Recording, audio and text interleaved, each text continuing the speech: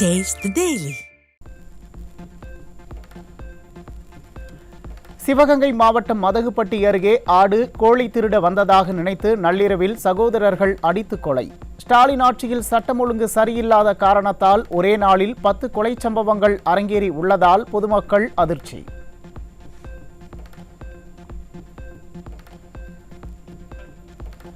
சென்னை ஓட்டேரியில் மதுபோதையில் இருந்த இளைஞரை அவரது நண்பர்களே அடித்து கொலை செய்த கொடூர சம்பவம். விடிய ஆட்சியில் மதுபோதையால் கொலை சம்பவங்கள் அதிகரித்து வருவதாக பொதுமக்கள் குற்றச்சாட்டு.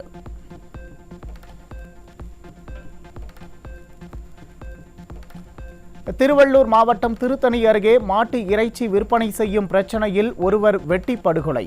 திமுக ஆட்சியில் ஏவல்துறை கும்பகர்ண தூக்கத்தில் இருப்பதால் தினம்தோறும் கொலை சம்பவங்கள் நடைபெறுவதாக பொதுமக்கள் குற்றச்சாட்டு.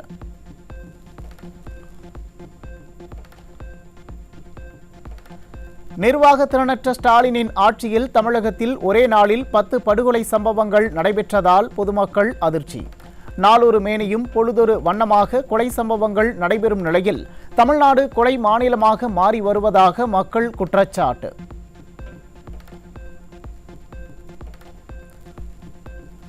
சென்னை வேப்பேரியில் இளைஞர்களின் வாழ்வை சீரழிக்க ஆட்டோவில் கடத்தி வரப்பட்ட 109 கிலோ கஞ்சா சிக்கியது. பெண் உட்பட 4 பேர் பிடிபட்ட நிலையில் காவல்துறை மீதும் துளியும் பயம் இல்லாததால் கஞ்சா கடத்தல் சர்வசாதாரணமாகி விட்டதாக மக்கள் குற்றச்சாட்டு.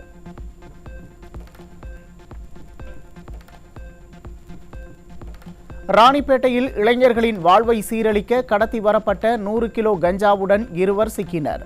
காய்கறி போல் தமிழ்நாட்டில் கஞ்சா உள்ளிட்ட போதைப் பொருட்கள் சர்வசாதாரணமாக கிடைக்கும் நிலையில் முதலமைச்சர் என்னதான் செய்து கொண்டிருக்கிறார் என மக்கள் கேள்வி.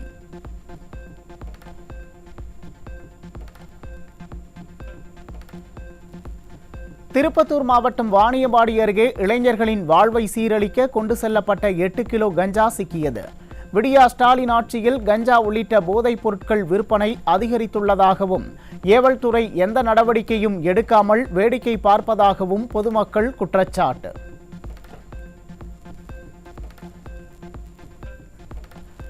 திருவள்ளூர் மாவட்டம் சோழவரம் அருகே 6.5 டன் குட்கா மற்றும் 21 கிலோ கஞ்சா பறிமுதல். தமிழ்நாட்டை சர்வதேச போதைப்பொருள் சந்தையாக மாற்ற ஸ்டாலின் திட்டமிட்டுள்ளாரா என மக்கள் காட்டமாக கேள்வி.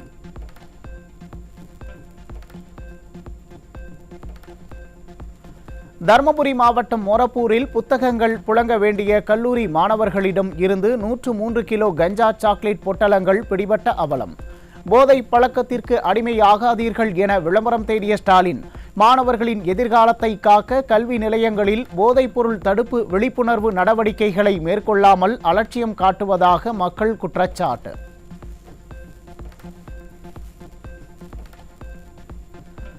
திருப்பத்தூர் மாவட்டம் ஜோலார்பேட்டை அருகே வீட்டில் தனியாக இருந்த மூதாட்டியின் கழுத்தை அறுத்து நகையை திருட முயன்ற நபர் சிக்கினார்.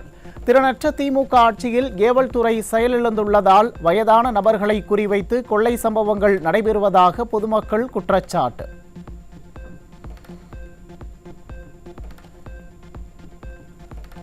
திருப்பத்தூர் மாவட்டம் ஆம்பூர் அருகே ஆங்கில மருத்துவம் பார்த்து வந்த போலி மருத்துவர் பிடிபட்டார். திறனற்ற ஸ்டாலின் ஆட்சியில் சுகாதாரத்துறை கண்காணிக்க வேண்டிய அமைச்சர் வெளிநாட்டில் வலம் வருவதால் போலி மருத்துவர்களின் எண்ணிக்கை அதிகரித்து விட்டதாக மக்கள் குற்றச்சாட்டு.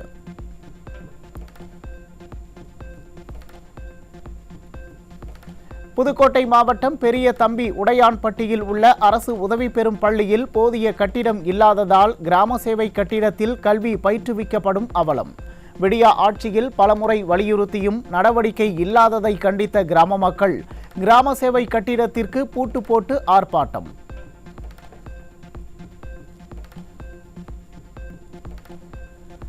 சிவகங்கையில் போதிய பேருந்து வசதி இல்லாததால் படிகட்டில் தொங்கியவாறு ஆபத்தான முறையில் பயணம் செய்த பள்ளி மாணவர்கள். பள்ளிகள் திறக்கப்பட்ட நிலையில் போதிய பேருந்துகளை இயக்காத போக்குவரத்து துறை அமைச்சர் விளம்பர மாடல் முதல்வரை போலவே போட்டோ ஷூட் நடத்த சென்று விட்டாரா என மக்கள் விமர்சனம்.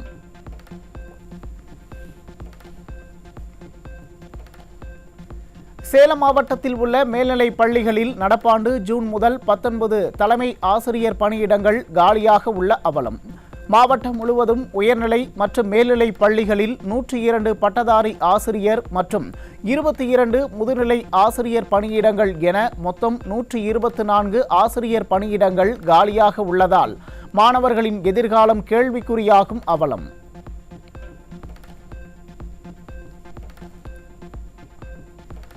ஸ்டாலினின் திமுக ஆட்சியில் ஆசிரியர் காலி பணியிடங்களை நிரப்ப திறனில்லாமல் நிதியும் இன்றி நிர்வாக திறமையின்மையால் தத்தளிக்கும் பள்ளிக் கல்வித்துறை.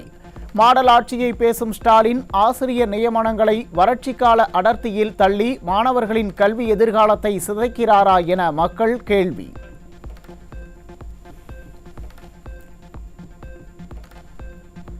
தனியார் பள்ளிகளில் ஏழை மாணவர் சேர்க்கை தற்போதைக்கு இல்லை என்றும் மத்திய அரசிடம் இருந்து பணம் வந்த பின் சேர்க்கை நடைபெறும் என பள்ளி கல்வித்துறை அமைச்சர் பேட்டி. எழுதாத பேனாவுக்கு சிலை, கார் பந்தயம் உள்ளிட்ட மக்களுக்கு உபயோகம் இல்லாத திட்டங்களுக்கு நிதி ஒதுக்கும் ஸ்டாலின் மாடல் அரசுக்கு ஏழை மாணவர் சேர்க்கையில் மட்டும் பாகுபாடு காட்டுவது ஏன் என்று மக்கள் கேள்வி.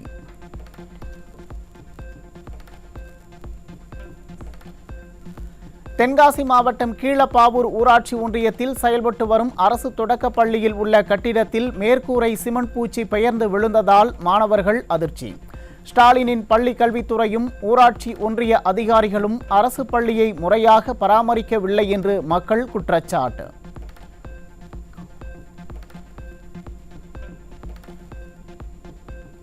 தூய்மை பணிகளை டெண்டர் எடுக்கும் உடன்பிறப்புகளின் பாக்கெட்டை நிரப்ப வழி செய்யும் வகையில் டெண்டர் தொகையை ஆண்டுக்கு 10% உயர்த்திய ஸ்டாலின் அரசு. தூய்மை பணியாளர்களுக்கு 1% கூட ஊதிய உயர்வு வழங்காமல் ஸ்டாலின் அரசு இன்னலுக்கு ஆளாக்குவதாக குற்றச்சாட்டு.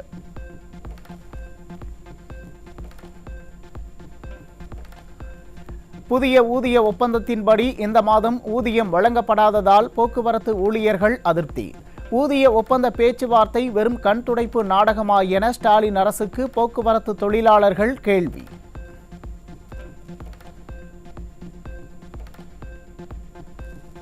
பொம்மை முதல்வரின் நிர்வாக திறமையின்மை மற்றும் தொலைநோக்கு பார்வையின்மையால் கர்நாடகா கூடுதலாக வழங்கிய 129 டிஎம்சி காவிரி நீரில் 63 டிஎம்சி நீர் கொள்ளிடம் கீழணை வழியாக சென்று கடலில் கலந்த அவலம். நீரை வீணடித்து நம்பிக்கையை சிதைத்த ஸ்டாலின் அரசின் மீது விரக்தியில் உள்ள விவசாயிகள் குடிமராமத்து நாயகன் எடப்பாடி பழனிசாமி மீண்டும் ஆட்சிக்கு வரும் நாளை எதிர்நோக்கி காத்திருப்பு.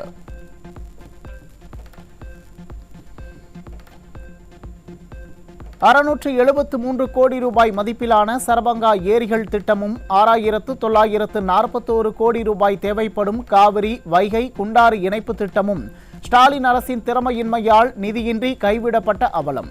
மேட்டூர் அணையில் கதவணைகள் கட்டி முடிக்கக்கூட திராணியில்லாத இந்த அரசு கடன் வாங்கும் பல லட்சம் கோடி ரூபாய் பணமெல்லாம் யார் பாக்கெட்டுக்கு செல்கிறது என விவசாயிகள் கேள்வி.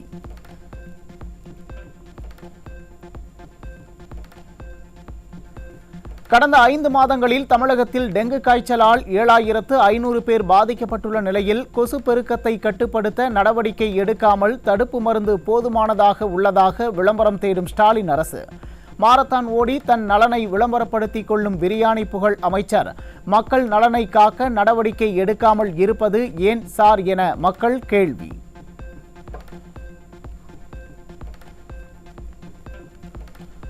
தமிழ்நாட்டில் கொரோனா பரவல் அதிகரித்து வரும் நிலையில் அமெரிக்காவில் உல்லாச பயணம் முடித்து திரும்பிய விடியா திமுக அமைச்சர் தொற்று லேசானது, பீதி தேவையில்லை என கூறியதால் மருத்துவர்கள் அதிருப்தி. தமிழகத்தில் கொரோனாவிற்கு 2 உயிரிழந்திருக்கும் நிலையில் விளம்பரம் மற்றும் அலட்சிய போக்கை விடுத்து மக்களின் உயிரில் அக்கறை கொண்டு செயல்பட மக்கள் வலியுறுத்தல்.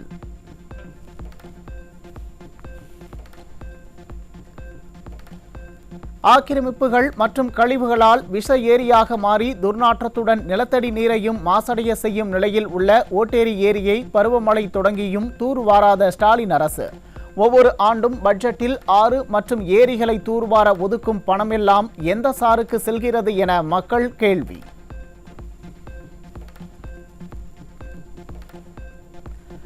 சென்னையில் ஒரு வாரத்தில் 46.7 gram cocaine, 22 gram methamphetamine, 28 LSD முத்திரைகள் பறிமுதல். போதை ஒழிப்பு குறித்து பொம்மை முதல்வர் வீடியோவில் பொறுப்பில்லாமல் உரை புகட்டினால் போதையை கட்டுப்படுத்த முடியுமா என மக்கள் கேள்வி.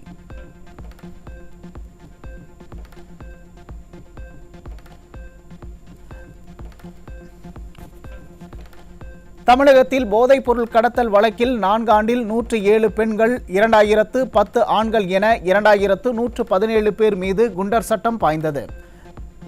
ஸ்டாலின் ஆட்சியில் வழக்குகள் பதிந்தாலும் முறையான நடவடிக்கை இல்லாததால் குற்றச்சம்பவங்கள் தொடர்ந்து நடைபெறுவதாக பொதுமக்கள் வேதனை.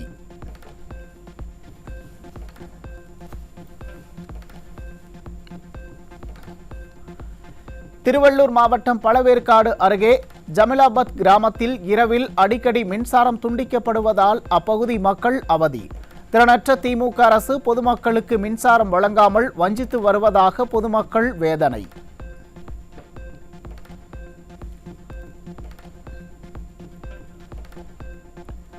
சென்னைக்கு குடிநீர் செல்லும் வீராணம் குடிநீர் திட்ட குழாயில் உடைப்பு ஏற்பட்டு வீணாக வெளியேறிய நீர். ஸ்டாலின் ஆட்சியில் குடிநீர் குழாய்கள் முறையாக பராமரிக்கப்படாததால் சென்னையில் குடிநீர் தட்டுப்பாடு ஏற்படும் நிலை.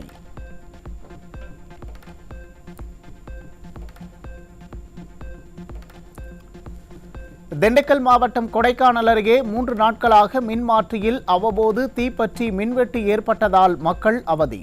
புகார் அளித்தும் அலட்சியத்தின் காரணமாக விடிய அரசின் மின் வாரியத்தினர் நடவடிக்கை எடுக்கவில்லை என மக்கள் குற்றச்சாட்டு.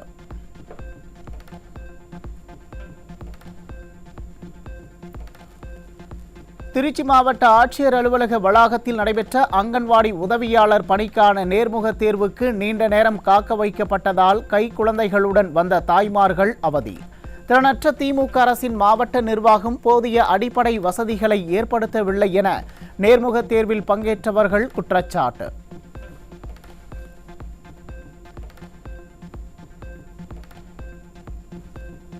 நாடு முழுவதும் மேலும் 65 பேருக்கு தொற்று உறுதியானதால் இதுவரை 4026 பேர் கொரோனா வைரஸால் பாதிக்கப்பட்டுள்ளதாக மத்திய சுகாதாரத்துறை தகவல். நேற்று ஒரே நாளில் தமிழகம், கேரளா, உத்தரப்பிரதேசத்தில் தலா ஒருவரும், மகாராஷ்டிராவில் 2 பேரும் என 5 பேர் கொரோனா தொற்றால் உயிரிழப்பு.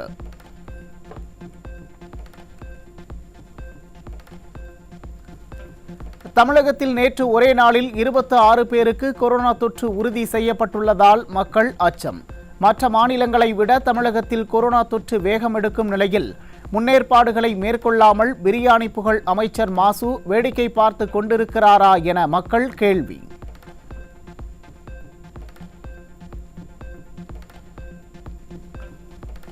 சென்னையில் ஆபரண தங்கத்தின் விலை சவரனுக்கு 160 ரூபாய் அதிகரித்து ஒரு சவரன் 72,640 ரூபாய்க்கு விற்பனை.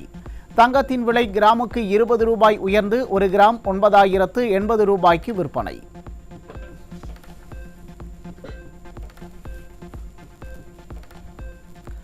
தமிழகத்தில் காலியாக உள்ள 6 மாநிலங்களவை உறுப்பினர் இடங்களுக்கான வேட்புமனு தாக்கல் நேற்று தொடங்கியது.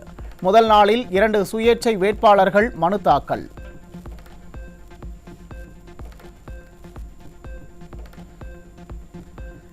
சிக்கிம் மாநிலத்தில் உள்ள சத்தான் ராணுவ முகாம் பகுதியில் ஏற்பட்ட நிலச்சரிவில் சிக்கி 3 ராணுவ வீரர்கள் உயிரிழப்பு. 6 வீரர்கள் மாயமான நிலையில் தேடுதல் பணி தீவிரமாக நடைபெற்று வருவதாக அதிகாரிகள் தகவல்.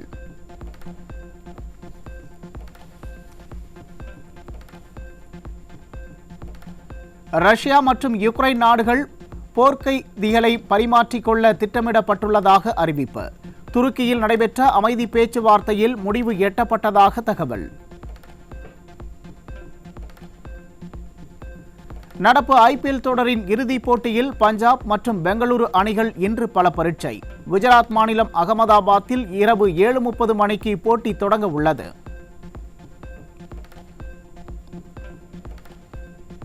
பிரெஞ்சு ஓபன் டென்னிஸ் தொடரின் மகளிர் ஒற்றையர் பிரிவில் அமெரிக்க வீராங்கனை மேடிசன் கீஸ் காலிறுதிக்கு முன்னேற்றம்.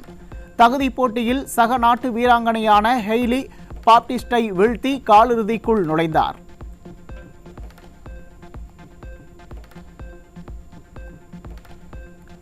நடிகை அனுஷ்கா மற்றும் விக்ரம் பிரபு நடிப்பில் உருவாகியுள்ள காதி திரைப்படம் ஜூலை 11ஆம் தேதி வெளியாகும் என தகவல். புதிய போஸ்டரை வெளியீட்டு தேதியை அறிவித்தது படக்குழு.